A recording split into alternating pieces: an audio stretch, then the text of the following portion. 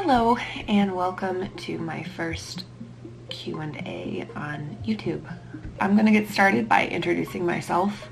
My name is Kelsey Beckett. I'm 28. I'm an oil painter. I also draw.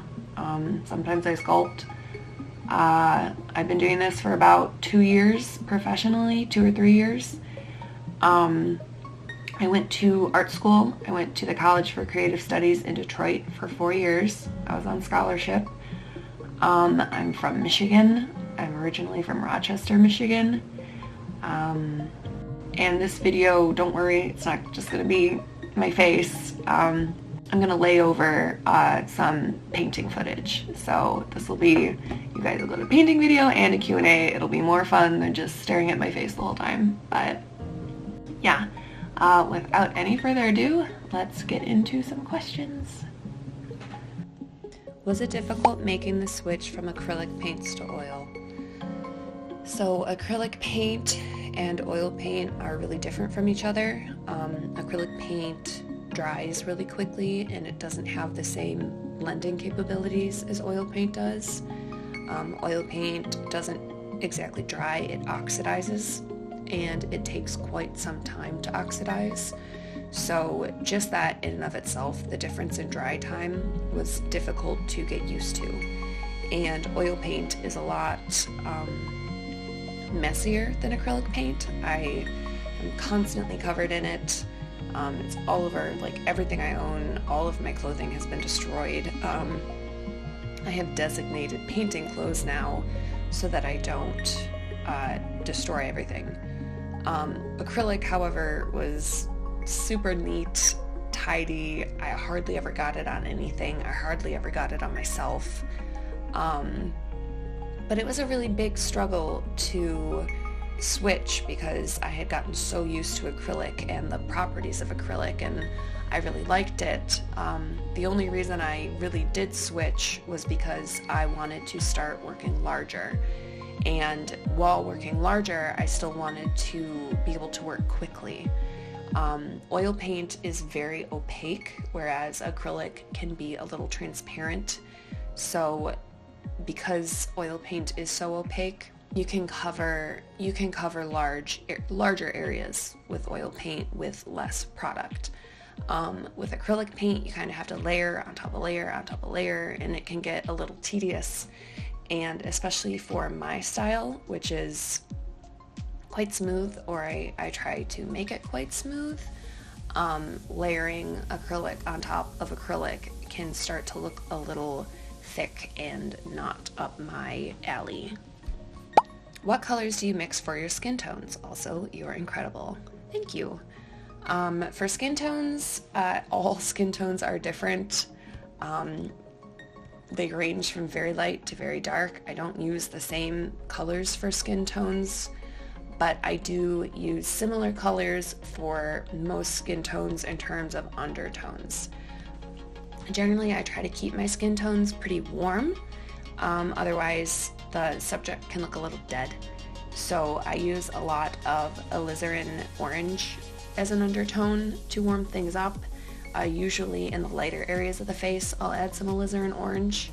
It kind of makes it look like a sunbeam is hitting the person's face, or at least sunlight. I also use burnt sienna. Burnt sienna is a very classic color used in skin tones. It's warm. It can be made darker or lighter. I use alizarin crimson, which is another pretty classic pinkish red color.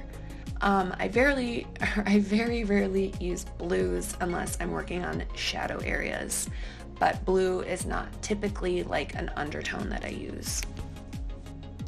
When did you start painting and how did you make a living out of it? I started painting when I was in college. Previous to college, I worked with colored pencils a lot. But yeah, in college we had to learn how to paint, so that's when I started painting. I had a really hard time with it, having come from using strictly colored pencils to switching to a paintbrush. They are very different. It was quite hard for me. There's a learning curve when it comes to switching from one medium to the other. Yeah, I think I started painting in my sophomore year, and I kept doing it up until my senior year. I liked it. I wasn't that great at it. I had a really hard time working opaquely. I did a couple like acrylic or watercolor paintings, which also used colored pencil because I was really relying on that colored pencil. And then my senior year, I had a huge workload and I switched to digital painting because it just went so much faster. And as soon as I graduated college, I tried getting work in the digital field. I tried getting work in galleries. I tried all sorts of art jobs, and I just could not land a job because I wasn't very good at digital art. And I knew my passion was painting, but I didn't see a way of making money off of it. So I started working at Trader Joe's as a sign artist. And when I was working at Trader Joe's, I worked there for about 3 years. I was also painting and teaching myself how to paint and getting better at it on the side. But yeah, I was essentially trying to grow my social media. I was trying to get better at painting while still having a supplemental income at Trader Joe's. I think it's really important that even while you're getting started, you take care of yourself. Make sure you are financially stable. Make sure that you're not going to get yourself into a hole somehow by just jumping both feet first into working freelance full-time. Because freelance you kind of have to ease into, or it can be a very scary road. And now I make a living off painting by working in galleries. I do sell prints. I still do commissions, and I also share expenses with my husband. I get a lot of questions about this. I'm such a huge fan of yours. Thank you very much. And how did you develop your style? People get really hung up on the idea of style. In terms of developing a style is just something that develops naturally for most people. You don't really pick your style. As you're learning how to paint or how to draw or how to sculpt or whatever your medium of choice is, your style will just organically develop. You don't really have that much control over your style. Your style is kind of a conglomeration of, your inspiration, people or paintings that you've looked at as you've been trying to get inspired or as you've been learning.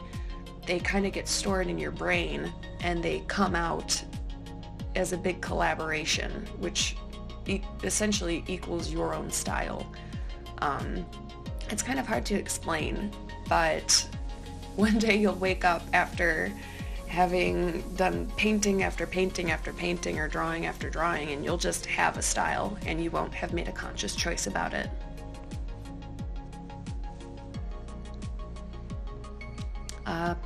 This next question I also get a lot, so I'm gonna try to answer it the best I can. Probably a repeat one, but do you think someone could get to where you are without going to art school? The answer is yes, you can. People do it all the time. Some of your favorite artists probably did not go to art school. I know at least 2 artists off the top of my head who are self-taught and very popular and successful. So no, you do not have to go to art school. Art school can make the process significantly easier, but you don't have to do it. You can go to a community college and you can take art classes. You do not have to go to art school. People go to art schools for different reasons. I went because I wanted to focus on art full time while I was at school, and because I was able to get myself a full ride. And even with that being said, getting a full ride does not mean you will graduate with no debt. I still had to take out certain loans to live, like eat food and buy supplies. So art school is very expensive. Keep that in mind. It is not 100% necessary, and lots of people have not gone to art school and still are successful. This one's good. Can you show us a picture of your first oil painting ever? At what year was it? I'm going to insert that right here. This painting was based off of the style of Michael Hisar. He was a huge inspiration of mine as I was learning how to paint and while I was in college. Yeah, this was my sophomore year, I think. But yeah, it was hard. It's not that great. I took a lot of time on it, and I think I've changed a bit significantly since then. This next question prefaces itself by saying it's a stupid question, which it is not. How many layers of oil paint does it usually take for you to render a face perfectly?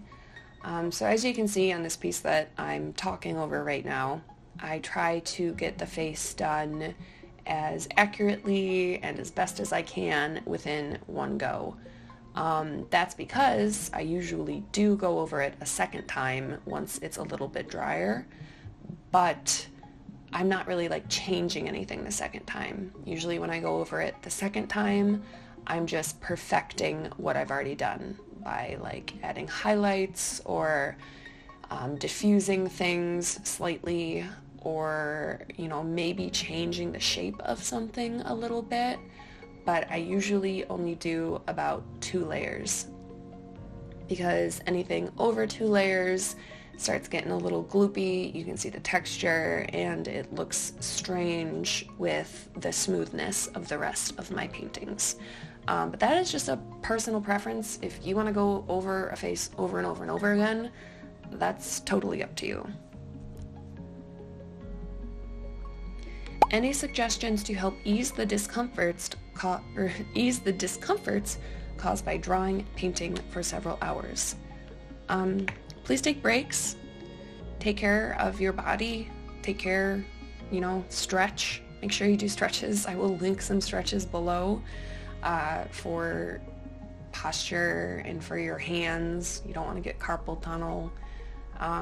If you're working on a screen, I suggest talking to an eye doctor about glasses for eye strain or for blue light. And personally, and this is just a personal choice, I do strength train at the gym to help strengthen my back, strengthen my arms, and it really has helped, not just with getting stronger and being able to paint for longer, but with my mental health.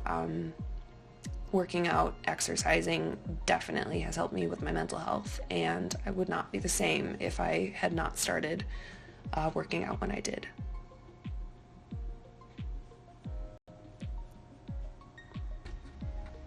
And I am going to end on this question because I know this is already super long.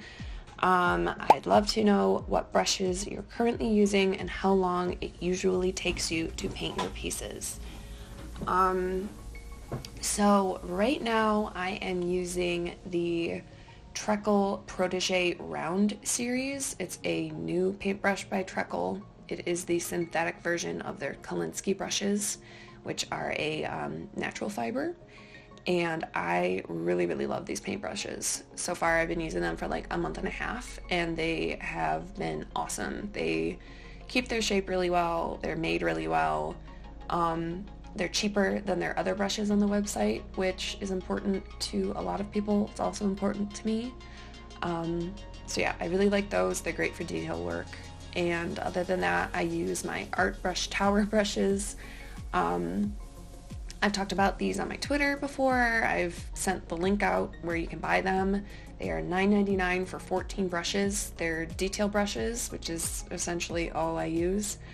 And they're really cheap for brushes that are actually really good. I don't have many complaints about them. They're $9.99. Can't really go wrong. And they are comparable to the Protege brushes. They don't last as long, and the tip is shaped a little differently, but they are very similar, and I like both of them quite a lot, and I use both of them very often.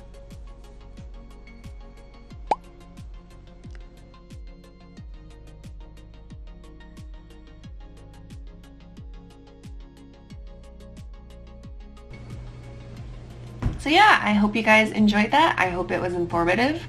I will be putting some extra questions down in the description box, some things that I didn't get to that I think are important, and I hope I can get more videos out there for you guys. And if you enjoyed this, let me know in the comments.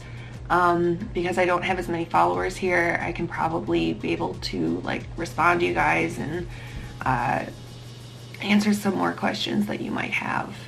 So yeah, I hope you enjoyed and have a good day, and I will see you soon. Bye.